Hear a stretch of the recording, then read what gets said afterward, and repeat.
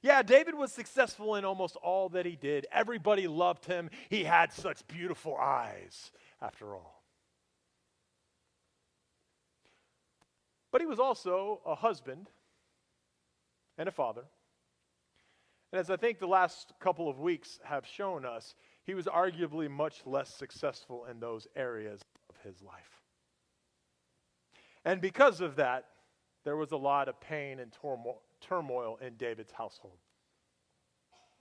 You know, every once in a while, somebody will come up to me and ask me why there's polygamy in the Bible.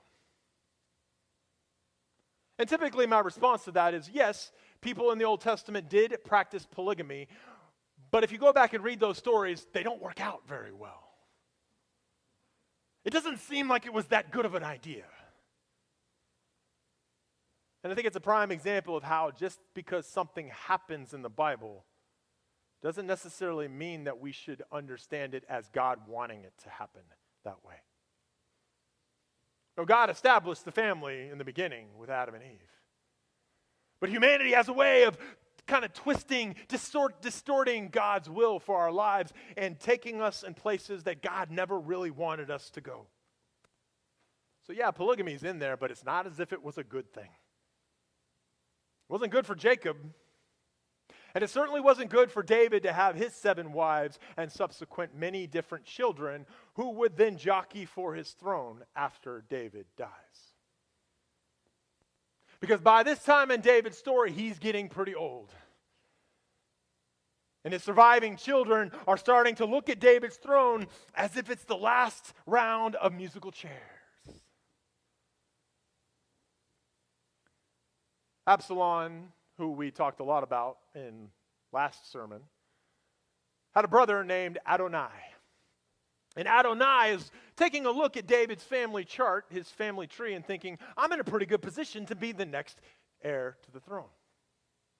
But while Adonai is setting himself up to be the next king politically, you have the prophet Nathan and Bathsheba over here talking about how it was always supposed to be Solomon who would be the next king.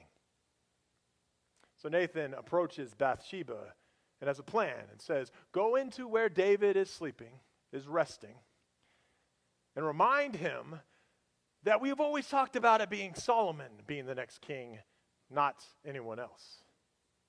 And when you are finished, I will come in behind you and I will confirm your testimony. And so when Bathsheba and Nathan go into where David is, and David's very old by this point, and say, hey, Adonai is trying to set himself up on your throne. Didn't we say it was going to be Solomon? David says, yes, we did. And declares that it will be Solomon, not Adonai, the next king of the kingdom.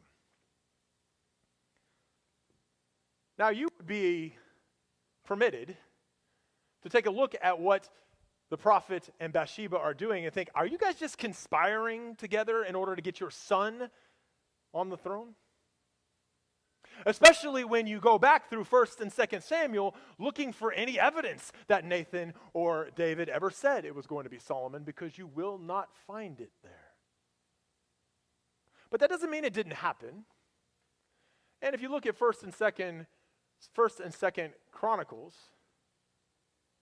that's why I said it this morning. If you look at 1st and 2nd Chronicles, which is a secondary source to Samuel and Kings, it is in there. You'll remember there was a moment when David wanted to build a permanent home for the Lord, to take God out of the tabernacle and into the first temple. But God, through the prophet Nathan, said it would not be you, it would be your son, because there's too much blood on your hands, David. So it will be your son Solomon that will succeed you as the king.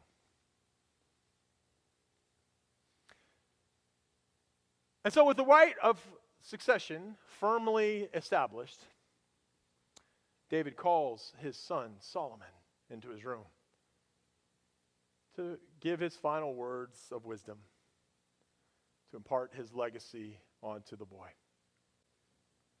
He says, my son, walk in the ways of the Lord. Fear God. Trust in his laws and his commandments over the wisdom of men. Fear God, love others, and rule the people well. Then David went to sleep with his fathers. What legacy will you leave?